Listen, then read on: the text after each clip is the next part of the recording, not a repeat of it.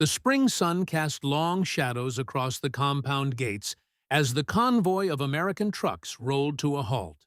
Dust hung in the air like suspended gold, and the distant sound of cowbells echoed from the alpine meadows beyond the wire. The temperature had climbed to 18 degrees Celsius, warm enough that the American soldiers had rolled up their sleeves, revealing forearms bronzed by weeks of advance through southern Germany.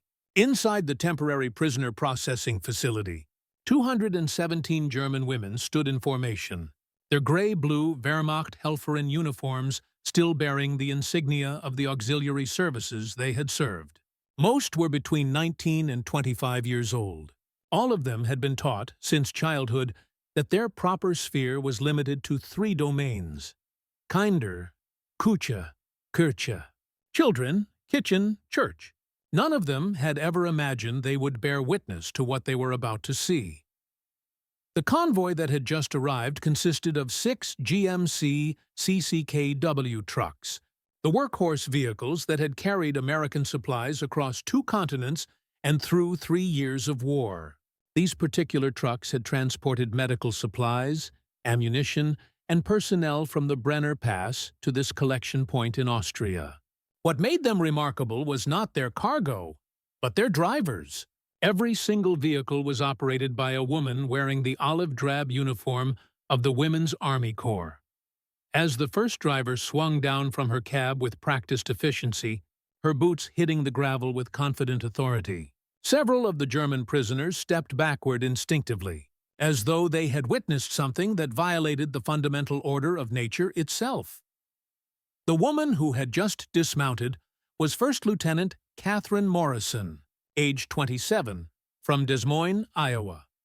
She had joined the Women's Army Auxiliary Corps in July 1942, 3 months after its establishment, and had served with distinction as a motor pool officer in North Africa, Italy, and now Austria. She stood 5 feet 6 inches tall, weighed 132 pounds, and could maintain, repair, and operate every vehicle in the Army's standard inventory. She was one of more than 150,000 American women who had served in the Women's Army Corps during the war, performing over 200 different job classifications that ranged from telephone operators to mechanics, from cryptographers to parachute riggers, from translators to, yes, truck drivers. The German women watching her could not reconcile what they were seeing with everything they had been taught about the natural capabilities and proper limitations of their sex. Sartre, History of Women's Mobilization in World War II, represented one of the profound ideological divides between the Allied and Axis powers, though few historians have examined it as explicitly as they might. In Nazi Germany, the role of women had been codified not merely through policy, but through comprehensive ideological indoctrination. The phrase Kinder, Küche, Kirche, meaning children, kitchen, church, encapsulated Hitler's vision for German womanhood. In speeches delivered throughout the 1930s, the Führer had proclaimed that women had no place in the political or public sphere. The Nazi state promoted medals and financial incentives for women who bore large numbers of children. The Ehrenkreuz der Deutschen Mutter, the Cross of Honor of the German Mother, was awarded in bronze for 4 children, silver for 6, and gold for 8 or more. Young German women were educated through the Bund Deutscher Mädel, the League of German Girls, which emphasized preparation for motherhood and domestic duties rather than professional or technical education. Even as the war consumed more and more of Germany's male population, the Nazi regime resisted mobilizing women for industrial or military work. While Britain instituted compulsory female conscription for war work in 1941, and while the Soviet Union deployed women in combat roles, including as pilots, snipers, and tank commanders, Nazi Germany clung to its ideological orthodoxy. By 1944, facing catastrophic manpower shortages, the regime finally began drafting women into auxiliary positions, the Wehrmacht-Helferin, but these roles were carefully circumscribed. Women served as telephone operators, clerks, and administrative personnel. They wore uniforms but were explicitly told they were not soldiers. They supported men, they did not replace them, and they certainly did not operate heavy machinery or assume positions of technical authority. The contrast with American practice could not have been more stark. When the Women's Army Auxiliary Corps was established in May 1942, it was conceived explicitly as a mechanism to free men for combat roles by having women assume non-combat military duties. The founding legislation authorized women to serve in virtually every capacity except direct ground combat. The WAs, which became the Women's Army Corps with full military status in July 1943, trained women not merely as clerks and nurses, but as mechanics, electricians, radio operators, photographers, laboratory technicians, control tower operators, weather observers, cryptanalysts, and drivers. The reasoning was straightforward and pragmatic. A woman who could drive a truck or repair an engine freed a man to carry a rifle. American ideology, rooted in pragmatism rather than dogma, asked only whether someone could do a job effectively, not whether performing that job violated some metaphysical notion of gender-appropriate behavior. By 1945, women constituted a significant portion of the American military presence in Europe. Approximately 35% of WAC personnel served overseas, stationed in North Africa, Italy, France, Germany, and the Pacific Theater. In the motor pools, which managed the vast fleets of vehicles that kept Allied armies supplied, women performed every function, from dispatching to driving to maintenance. They operated jeeps, sedans, ambulances, and 2.5-ton trucks. They drove in all weather conditions, on roads that ranged from French highways to Italian mountain tracks to the bombed-out streets of German cities. They navigated by map, performed field repairs with wrenches and determination, and maintained the relentless logistical flow that modern mechanized warfare demanded. The German women watching Lieutenant Morrison and her drivers that afternoon in May 1945 had been raised in a system that told them such things were impossible. More than impossible, unnatural. The Nazi educational system, the propaganda apparatus, the very structure of German society had reinforced the message that women lacked the physical strength, the technical aptitude, and the psychological temperament for mechanical work. The Kraft durch Freude, strength through joy movement, had emphasized calisthenics and domestic skills for women. The vocational training available to young German women had focused on sewing, cooking, childcare, and basic clerical work. The message had been consistent and totalizing. Your value lay in your womb and your kitchen, not in your mind or your hands. Now, standing in a prison compound with their nation defeated and their ideology shattered, these women confronted evidence that everything they had been taught was a lie.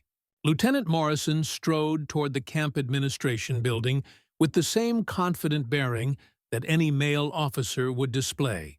Behind her, the other 5 WAC drivers were already beginning their post-trip vehicle inspections, checking oil levels, tire pressure, brake fluid. They moved with the economical efficiency of people who knew their equipment intimately. One of them, Corporal Janet Hughes from Philadelphia, had a wrench in her hand and was adjusting something under the hood of her truck with the casual expertise of a mechanic who had performed this maintenance 1,000 times. Among the German prisoners, a woman named Greta Hoffmann stood near the front of the formation.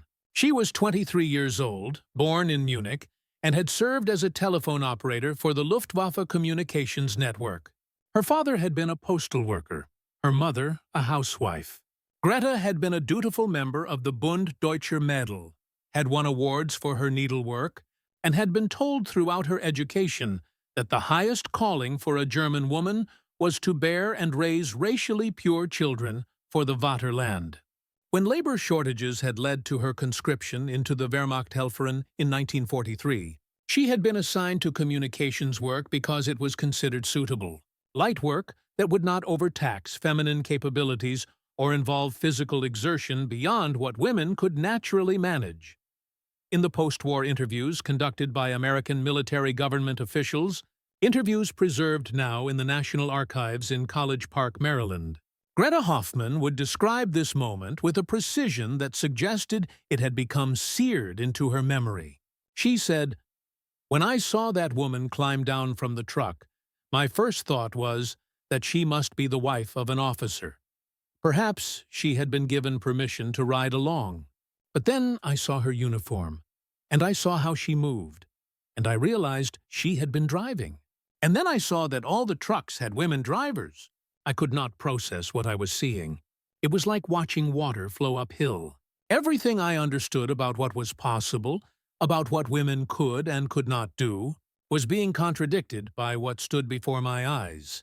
The symbolic object, the recurring element that would come to represent this moment in the memories of the women who witnessed it, was the key." Lieutenant Morrison carried, clipped to her belt, a ring holding the ignition keys for all 6 trucks in her convoy. It was a simple thing, stamped metal, identical to the key rings carried by every motor pool supervisor in the Army. But to the German women watching, those keys represented something far more profound than mere transportation logistics. Those keys represented access, authority, capability, independence. In Nazi Germany, very few women had ever learned to drive, let alone driven professionally.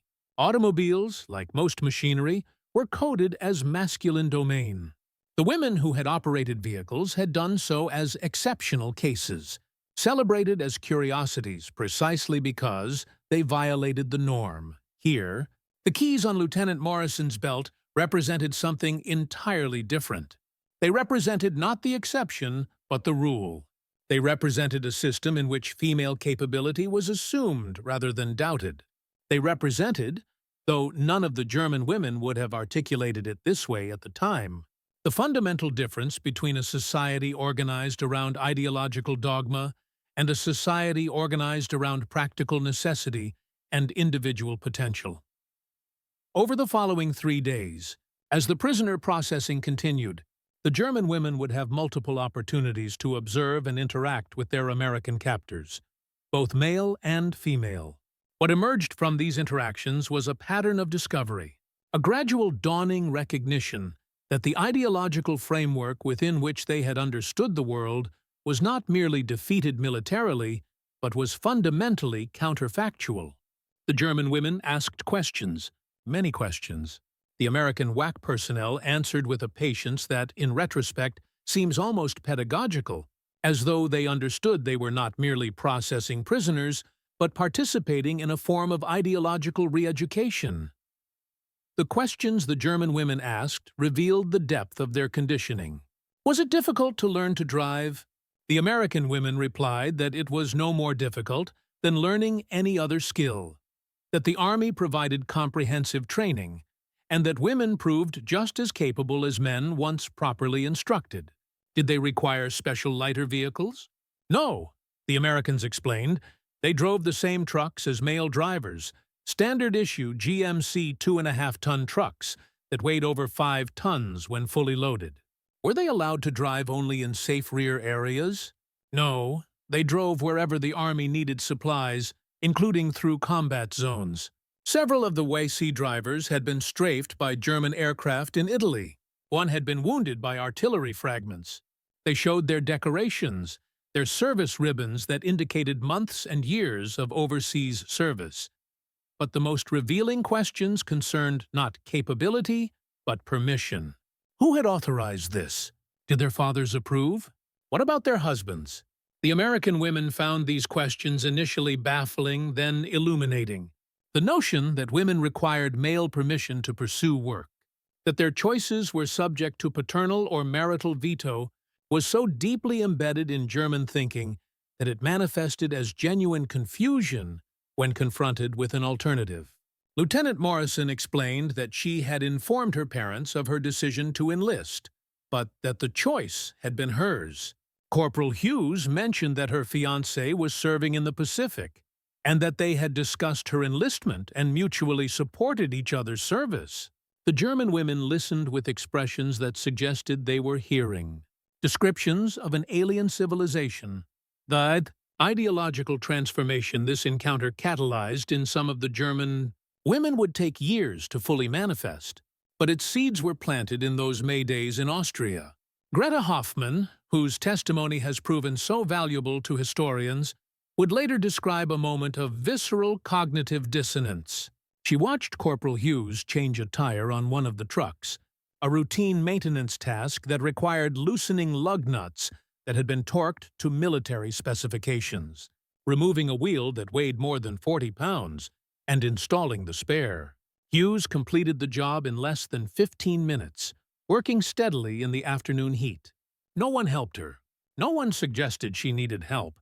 When she finished, she wiped her hands on a rag, made a notation on her maintenance log, and moved on to the next vehicle. Greta said, "I had been told my entire life that women lacked the physical strength for such work. I had been told that our bodies were not designed for mechanical tasks, that we would hurt ourselves, that it was unnatural and unfeminine. Watching her change that tire, watching her do it as casually as I might have darned a sock, I understood that I had been lied to. Not mistaken, lied to. The difference matters. A mistake is an error of ignorance. A lie is a tool of control. I had been controlled through lies about my own capabilities. This realization multiplied across 200 German women in that camp, and across thousands of German women in camps throughout occupied Europe, represented a quiet revolution. It was not the revolution of political ideology, not a conversion from National Socialism to democracy in any abstract sense. It was something more fundamental. The recognition that the organizing principles of their society had been based not on biological necessity or natural law, but on political convenience and the maintenance of male authority. The historical records indicate that encounters like this one occurred throughout the occupied territories as the war ended. German and Austrian women encountered American WACs and WAVEs, Red Cross workers who drove ambulances, civilian USO performers who traveled independently, and female journalists who covered the war with the same access as their male colleagues. Each encounter chipped away at the edifice of Nazi gender ideology. The cumulative effect was profound. In the American zone of occupied Germany, women's employment rates began climbing almost immediately after the war's end. German women sought vocational training in fields that had been closed to them under Nazi rule. When the Federal Republic of Germany was established in 1949, its constitution included explicit guarantees of gender equality, language that reflected not merely Allied influence, but also the demands of German women who had seen alternative possibilities. The symbolism of the key would recur throughout the post-war period. In interviews conducted in the 1950s, 1960s, and 1970s with German women who had been POWs or who had lived through the occupation, many mentioned vehicles specifically when asked about their encounters with American women. The image of an American woman behind the wheel, competent and confident, operating complex machinery without male supervision, became a crystallizing moment. It represented what political scientists would later call a preference cascade. The sudden revelation that beliefs one had assumed were universal are in fact contingent and contestable. By war's end, over 350,000 American women had served in the military, and millions more had worked in defense industries, operating machinery, welding ships, assembling aircraft, and performing every task that wartime necessity demanded. The iconic image of Rosie the Riveter, the woman in work clothes flexing her arm beneath the slogan, "We can do it," had been plastered across American factories and had become embedded in popular consciousness. But for the German women who had lived under a regime that told them their value was purely biological, these were not propaganda images, but documentary evidence of a radically different approach to organizing human potential. The contrast extended beyond mere capability to questions of dignity and autonomy.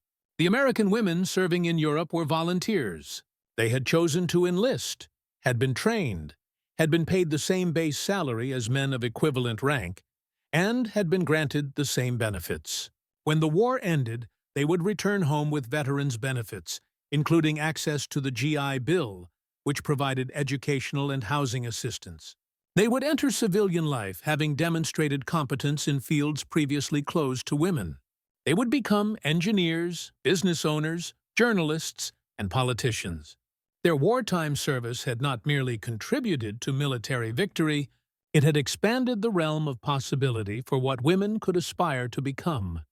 The German women, by contrast, had been conscripted into auxiliary roles that emphasized their subordination rather than their capability. They had been paid less than male personnel for equivalent work. They had been told they were performing patriotic service, but that service had been defined as essentially supportive and secondary. Their uniforms had carried no rank insignia equivalent to male soldiers, and when the war ended, they returned to a society that had no framework for acknowledging or utilizing the skills they had developed. The encounter between these two groups, the victorious Americans and the defeated Germans, was thus not merely about military outcome, but about competing visions of human potential. The American model, for all its flaws and inconsistencies, was based on the proposition that capability should determine opportunity. The German model, for all its romantic rhetoric about motherhood and feminine virtue, had been based on the proposition that biology determined destiny. The American model had produced Lieutenant Morrison, confidently commanding a motor pool convoy across a continent. The German model had produced Greta Hoffmann, a capable young woman whose talents had been deliberately constrained to fit an ideological template. In the decades that followed, historians would document the many ways that World War II transformed women's roles in American society, though the transformation was neither linear nor complete. Women who had worked in factories during the war were often pushed out to make room for returning veterans. The post-war domestic ideal of the 1950s would emphasize traditional family roles. But the precedent had been set. Women had proven, under conditions that left no room for ambiguity, that they possessed the strength, the intelligence, and the courage to perform any task that needed performing. The keys on Lieutenant Morrison's belt were not an aberration, but a preview of possibilities that would eventually, through decades of struggle, become normalized. For the German women, the transformation was even more profound because the distance traveled was greater. They had been raised in a system of comprehensive ideological control, where every institution from schools to youth organizations to employment policies had reinforced a narrow definition of acceptable female behavior. The encounter with American women who drove trucks, commanded troops, and carried themselves with unquestioned authority did not immediately convert them to feminism or democracy, but it planted a question that could not be unasked. If we have been lied to about this, what else have we been lied to about? The answer to that question would unfold across the post-war years as Germany confronted the full horror of what its regime had done. The same ideological rigidity that had confined women to Kinder, Küche, Kirche had also enabled the systematic murder of millions. The same authoritarian structure that had forbidden women from driving trucks had also forbidden citizens from questioning orders to commit atrocities. The connection was not mechanistic, but it was real.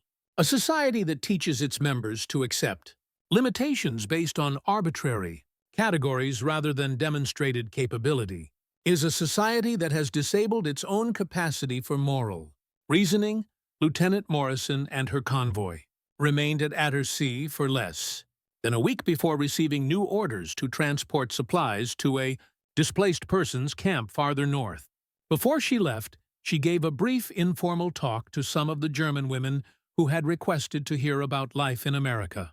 She spoke about growing up on a farm in Iowa, about learning to drive her father's pickup truck at age 14, about working at a factory before the war, about deciding to enlist when she heard the call for volunteers. She spoke about the training she had received, about the places she had traveled, about the satisfaction of doing difficult work well. She spoke, though she probably did not realize it, as a living refutation of every premise the Nazi regime had taught about female capabilities and potential. One of the German women, A former Luftwaffe clerk named Anna Weber asked whether Lieutenant Morrison had been afraid, not of combat, but of attempting something that women were not supposed to do. Morrison paused, considering the question seriously. Then she said, "I was afraid of failing. I was afraid of not being good enough. But I was never afraid of trying, because in my country, nobody ever told me I shouldn't try. That's the difference. That's what freedom means." The keys on her belt caught the afternoon light, simple stamped metal that had taken on the weight of symbols. Keys that opened doors, started engines, and represented the possibility that human potential need not be constrained by ideology masquerading as biology. Keys that, for the women watching, suggested that the walls of their imprisonment had been built not by nature, but by men, and what men had built could be torn down. When the convoy rolled out of Attersee on May 12, 1945, the German women lined the fence to watch it leave. They watched 6 American women drive 6 heavy trucks with the same competence and authority that their own brothers and fathers and husbands had displayed. They watched, and they remembered. And in that remembering, in that contrast between what they had been taught and what they had witnessed, lay the seeds of a different future. The historical record does not tell us what became of most of these women. Greta Hoffmann emigrated to the United States in 1951, worked as a telephone operator in Chicago, and eventually became a supervisor. Anna Weber remained in Germany, became a teacher, and was active in women's educational organizations. Most of the others vanish from the documentary trail, absorbed into the vast anonymity of post-war reconstruction. But their encounter with Lieutenant Morrison and her convoy remained a touchstone, a moment when the ideological certainties of their youth shattered against the evidence of lived reality. The keys remained the symbol they remembered. Not weapons, not flags, not the other obvious emblems of military power. Keys. The simple tools that granted access and mobility.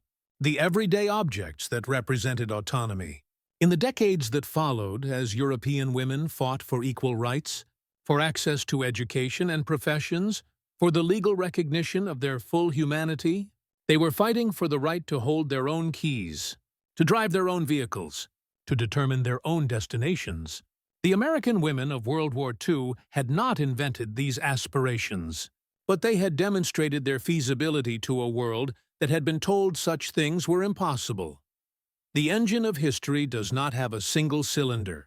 The transformation of women's roles in post-war Europe resulted from many factors: economic necessity, political changes, grassroots activism, and generational shifts.